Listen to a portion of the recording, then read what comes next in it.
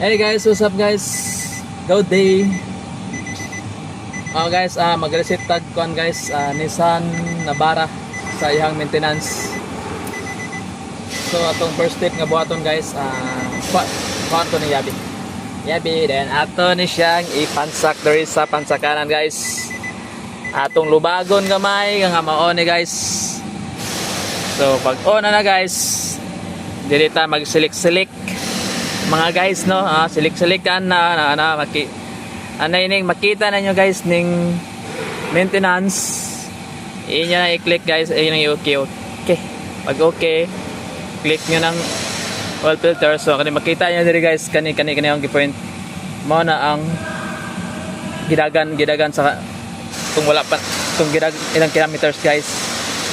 Kani mo na ang yang uptone, kani mo na siya ang gidagan nga gikan ta nag-change oil. Mo na iyang uptone. So kani kay ako naman siyang na-reset guys. Mo na ni siya dapat kayong diri speakers mahimo ni siyang 10,000.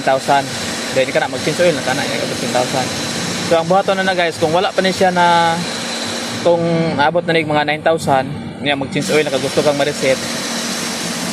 Iba na siyang i-down diri. Click mo na i-okay nimo.